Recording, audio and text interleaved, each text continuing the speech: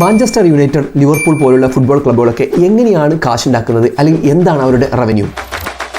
Football എന്ന് പറയുന്നത് ഒരു ബിസിനസ്സാണ്. നെറ്റ്ഫ്ലിക്സ്, ടിക്ടോക്ക്, ഇൻസ്റ്റാഗ്രാം പോലുള്ള വലിയ കമ്പനികളായിട്ടാണ് ഫുട്ബോൾ ഇൻഡസ്ട്രി മത്സരിക്കുന്നത്. അതുകൊണ്ട് തന്നെ ഈ ഫുട്ബോൾ ക്ലബ്ബുകളെല്ലാം തന്നെ നമ്മൾ കമ്പനികളായിട്ടാണ് കാണേണ്ടത്. ഒരു ഫുട്ബോൾ ക്ലബ്ബിന് 5 രീതിയിലാണ് കാശുണ്ടാക്കാൻ കഴിയുക. ഒന്നാമത്തത് മാച്ച് ഡേ റവന്യൂ ആണ്. അതായത് മാച്ചുകൾ നടക്കുന്ന ദിവസങ്ങളിൽ ticket sale, food and beverages sale, അതുപോലെ മെർച്ചൻഡൈസ് സെയിൽ, ഇതിലേക്ക് ഒരു പോർഷൻ ഈ ഫുട്ബോൾ ക്ലബ്ബിന് ലഭിക്കുന്നു. രണ്ടാമത്തത് ബ്രോഡ്കാസ്റ്റിംഗ് റൈറ്റ് ആണ്. ഏതൊരു ക്ലബ്ബിനും ഉയർന്ന വരുമാനം നൽകുന്ന ഒന്നാണ് ബ്രോഡ്കാസ്റ്റിംഗ് റൈറ്റ്. ഒരു ക്ലബ്ബിന്റെ ഗെയിംസുകൾ ബ്രോഡ്കാസ്റ്റ് ചെയ്യുന്ന കമ്പനികൾ അവരുടെ റവന്യൂയുടെ ഒരു ഭാഗം ഇത്തരത്തിലുള്ള ഫുട്ബോൾ ക്ലബ്ബുകൾക്ക് നൽകേണ്ടതാണ്. പ്രീമിയർ ലീഗിലാണ് ഏറ്റവും ലൂക്രേറ്റീവ് ആയിട്ടുള്ള ബ്രോഡ്കാസ്റ്റിംഗ് ഡീൽ ഉള്ളത്. ഇനി മൂന്നാമത്തത് സ്പോൺസർഷിപ്പ് ആണ്. ക്ലബ്ബുകൾ പല കമ്പനികളായിട്ട് സ്പോൺസർഷിപ്പ് ഡീലുകൾ സൈൻ ചെയ്യാറുണ്ട്. ഈ ഡീലിലൂടെ കമ്പനികൾ അവരുടെ ലോഗോ ടീം കിറ്റിലും അതുപോലെ സ്റ്റേഡിയത്തിലൊക്കെ പതിക്കുന്നതാണ്. ഓരോ വർഷം ഇതൊക്കെ മില്യൺസിന്റെ ഡീലുകളാണ്. ഇനി നാലാമത്തത് ട്രാൻസ്ഫർ ഫീ ആണ്. ഒരു ക്ലബ്ബ് തങ്ങളുടെ ഒരു പ്ലെയറിനെ മറ്റൊരു ക്ലബ്ബിലേക്ക് സെൽ ചെയ്യുമ്പോൾ കിട്ടുന്നതാണ് ട്രാൻസ്ഫർ ഫീ. ഓരോ പ്ലെയറിനനുസരിച്ചും ഈ ഒരു ട്രാൻസ്ഫർ ഫീ വ്യത്യാസപ്പെട്ടിരിക്കും. ഇനി അഞ്ചാമത്തത് കൊമേഴ്ഷ്യൽ റവന്യൂ ആണ്. പല കൊമേഴ്ഷ്യൽ ആക്ടിവിറ്റീസുകൾ, ടൂറുകൾ, അതുപോലെ മെർച്ചൻഡൈസിംഗ് സെയിൽ, ഇതിനൊക്കെ ക്ലബ്ബുകൾക്ക് റവന്യൂ കിട്ടുന്നതാണ്. സോ പ്രധാനമായിട്ടും ഇത്തരത്തിലുള്ള മെത്തേഡുകളിലൂടെയാണ് ഫുട്ബോൾ ക്ലബ്ബുകൾ കാശുണ്ടാക്കുന്നത്.